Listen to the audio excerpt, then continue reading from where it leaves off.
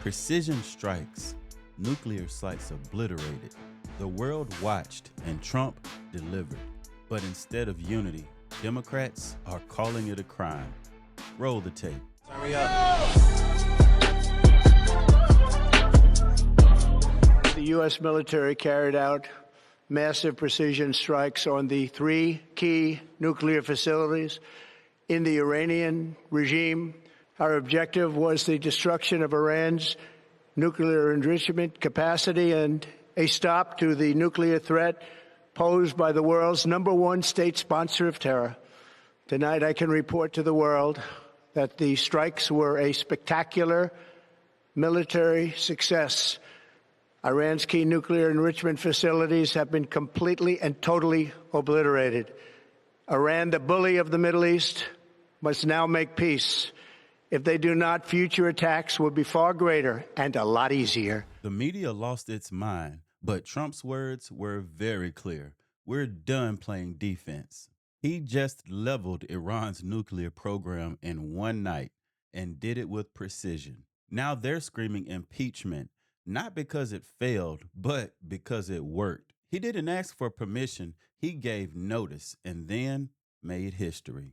You know what to do. Like this video, subscribe, and turn on that bell, people, so you don't miss what the media won't show you. Not constitutional. It was not lawful in the absence of a declaration by Congress.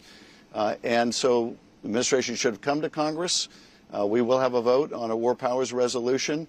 But there's a reason to bring this to Congress, and it is you want the Congress bought in. You want the American people bought in on an action this substantial that could lead to a major outbreak of war. Some U.S. lawmakers got word in advance about the strikes on Iran, but the notification went along party lines. Sources say Republican House Speaker Mike Johnson and Senate Majority Leader John Thune got the early notice.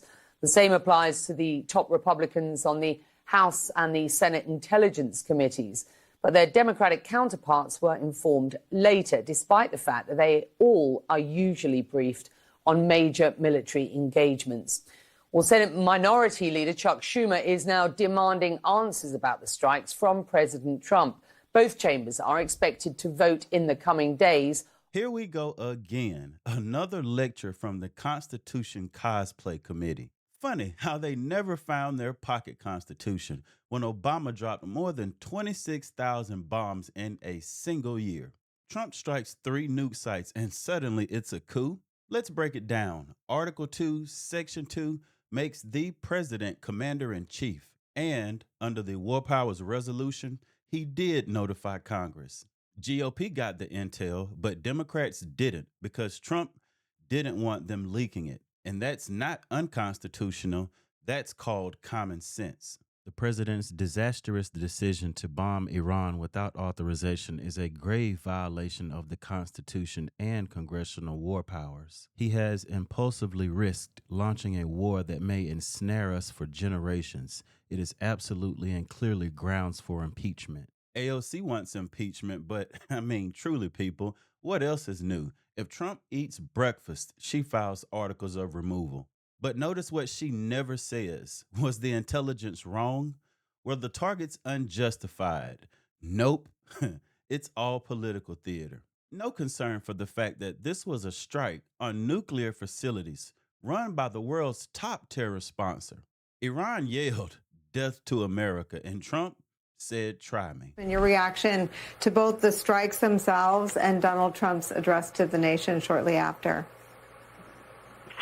Well, first of all, the strikes were unconstitutional. We can't just go bomb another country in Iran without congressional authorization. And this is why Representative Massey, a Republican, and I have a war powers resolution in the House of Representatives. Senator Kaine has a war powers resolution in the Senate.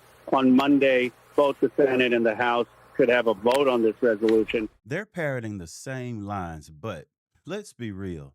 These resolutions are political statements, not law. No court has ruled that the War Powers Act overrides the Constitution. It's never been settled. So, until the Supreme Court steps in, it's all noise. Trump's not rewriting the rules. He's just refusing to play by theirs. This is a statement statement from Donald Trump, quote, "We have completed our very successful attack on the 3 nuclear sites in Iran," etc. And I want to tell you something.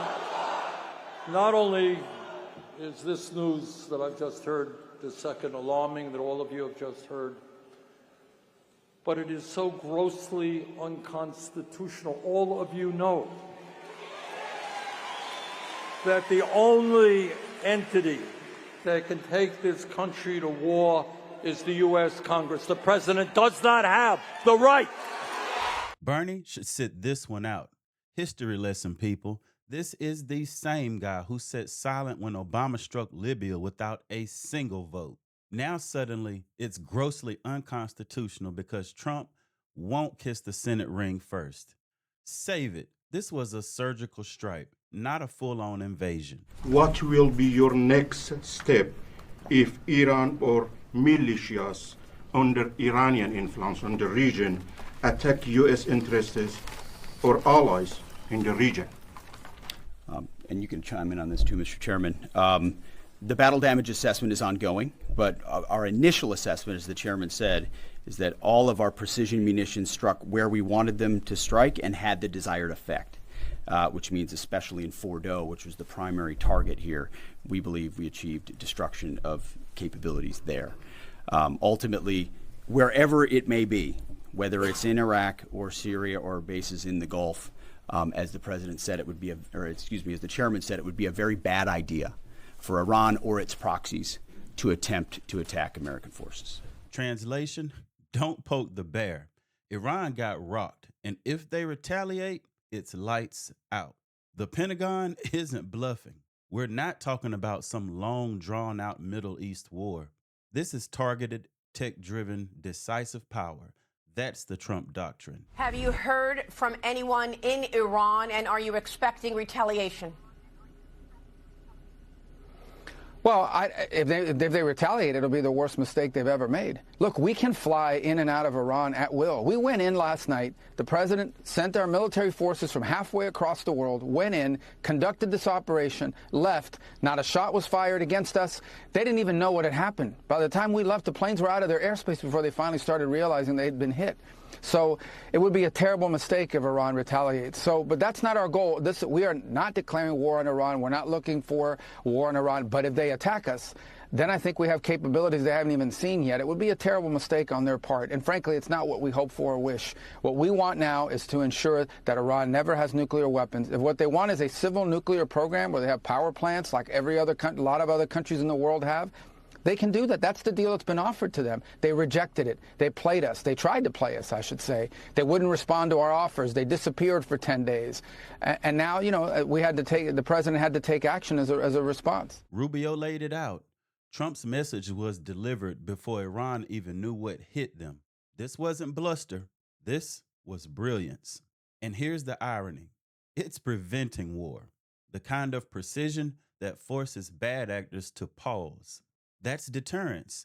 That's peace through strength. Look at what we did yesterday, John. We did not attack the nation of Iran. We did not attack any civilian targets. We didn't even attack military targets outside of the 3 nuclear weapons facilities that we thought were important to accomplish our goal of preventing Iran from having a nuclear weapon. So how Iran responds, I think, is ultimately the ball is in their court. But if you look at what we did, it was very precise, very narrowly tailored to our objective. And if the Iranians decide to expand this, then that's ultimately their decision, and the President of the United States will respond. Exactly.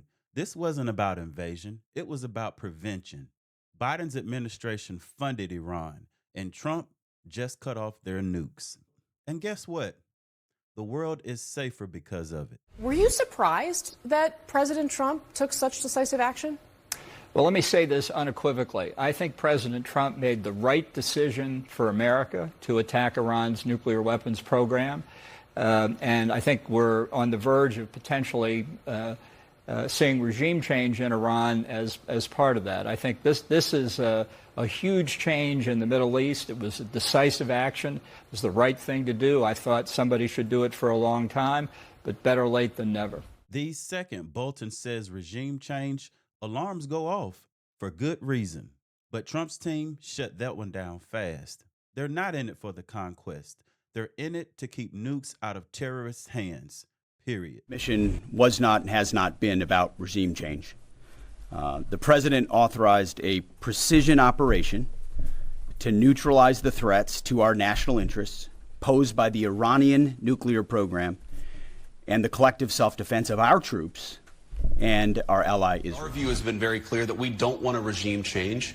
We do not want to protract this or build this out any more than it's already been built out. We want to end their nuclear program, and then we want to talk to the Iranians about a long-term settlement here. Sounds like we're headed towards regime change, or the desire to get these people out of power. No. Are you? No, a serious foreign policy is one that's focused on identifying what our national interest is. You don't have to like the regime. There are a lot of regimes around the world that we don't like, okay? But in this particular case, what we are focused on is not the changing of the regime. Okay, that's up to the Iranian people if they want to do that, but that's not what we're focused on. Our national interest is about one thing, and that is Iran not getting anywhere near the capability to weaponize and have nuclear weapons. They're not going to get anywhere near that capability. Clear, precise, and focused. Trump's not chasing war. He's forcing peace. That's what strong leadership looks like. Well, I encourage the Chinese government in Beijing to call them about that, because they heavily depend on the Straits of Hormuz for their oil. If they do that, it'll be another terrible mistake. It's economic suicide for them if they do it. And we retain options to deal with that. But other countries should be looking at that as well. It would hurt other countries' economies a lot worse than ours. It would be, I think, a massive escalation that would merit a response, not just by us, but from others. So, look, they're going to say what they need to say. You know, these are the things that need to happen for their own internal politics and so forth. But in the end, we're going to judge them by the actions that they take moving forward. We had 3 objectives. We struck those 3 objectives with decisive force. And that was the point of this mission. And that's what we achieved. What happens next will depend on what they do. They want to negotiate. We're ready to negotiate. They want to get cute and do things that are dangerous. We have responses available that are devastating. This is their retaliation plan? Blocking oil? Good luck. That's economic suicide. And America's energy independence means we're not begging OPEC anymore. Go ahead and try it and watch how fast the Navy shows up. You assess that issue particularly? How many Iranians are in the country that are in sleeper cells trying to do bad to America right now? Well, look, you and I have talked about this many times. I said the last 4 years, my biggest concern was this open border was the biggest national security vulnerability this country's ever seen. So I pulled numbers this morning just from a CBP under Joe Biden. There was 1,272 nationals of Iran released in the country between OFO and the Border Patrol. And you compare that to the Trump administration, 0. Right, 0 releases. And right now, because of President Trump's leadership, we have the most secure border in my lifetime, most secure border in the history of this nation. So we have a secure border. That was President Trump's big win on securing this nation. So we're not releasing people in this country. Special interest aliens aren't crossing that border undetected. But under Joe Biden, we had over 10 million people cross that border. But my biggest concern from day one, beyond the fentanyl, beyond the sex trafficking of women and children, were the 2 million known gotaways. Over 2 million people crossed that border. We don't know who they are, where they came from, because they got away, because Border Patrol was so overwhelmed with the humanitarian crisis that Biden created that over 2 million people crossed the border and got away. That is my biggest concern, and that's what created the biggest national security vulnerability this country's ever seen. Let that sink in. While Trump's defending the world, Biden let the back door swing wide open. We're not worried about Iran's nukes over there. We've got 2 million unknowns already in here. If something happens, it won't be because Trump struck a nuke site. It'll be because Joe left the back door unlocked. Would you be surprised? I mean, Donald Trump has been clear-eyed and full of resolve about the Iranian threat for 20 years. He has always said you can't have peace if Iran has a nuclear weapon. And I would also say that my observations of him over the last few months are that things are running quite smoothly over in the White House and at the Pentagon. Look what happened. The deception that was involved here, no leaks, the resolve, the precision, execution. We have a commander-in-chief right now who is decisive and who knows how to operate a government and operate a military operation with absolute precision. The level of deterrence that this will put throughout the world, that our enemies should be perceiving, is very, very high. This is a great day for this president, and it's a great day for the world because he's making us safe for Western civilization. Exactly. The media can spin it all they want, but Trump acted fast, with precision, and with zero casualties. And that's not reckless. It's presidential. There are a lot of questions that are being raised by Congress right now. And the reason that they're being raised is because normally you would need congressional approval for something like this. And I know that my friend here is laughing a little bit, but I will say, covered Congress for a long time, but they gave a lot of that away. But I will say, I mean, in order for the president to take action without congressional approval, he needed to show that there was a real true threat to the United States and that the strike would not cause escalation. The problem with this is that normally you would have a group of lawyers from all across the agencies that actually would make these determinations. Trump did away with that at the beginning of this administration. So it's unclear what type of legal advice Trump was getting. The Department of Defense usually puts out a statement and says what the legality is of any strike that the president is taking without congressional action. Here, we have not heard from DOD what is happening there. So what will be critical in the weeks to come is Congress must see the underlying intelligence about how they were in direct threat and how the U.S. needed to respond without congressional approval. But as of right now, I have not seen that. You're arguing that after 46 years of the Iranian regime killing Americans, threatening Americans, saying over and over and over again, death to America, that maybe they were just didn't mean it, that they're fiery but mostly peaceful Iranian butchers? I mean, I don't understand. This is a righteous strike. But what you have the last not exactly the well, You haven't seen the intel? The same intel that Trump briefed leadership on? The same intel that pointed to enriched uranium and missile prep? Maybe they haven't seen it because they're too busy writing press releases instead of reading briefings.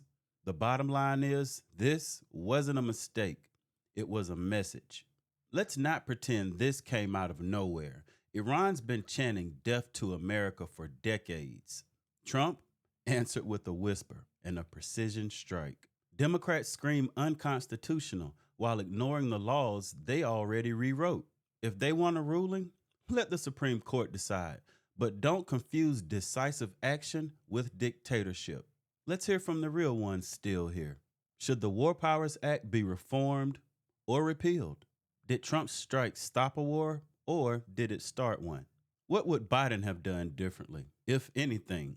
Do you feel safer after the strike or more on edge? Should the media be held accountable for spinning foreign policy into panic? Thanks for watching, everyone. Don't forget to hit that like, subscribe, and share this with someone who needs to hear it. Appreciate you. God bless. Listen.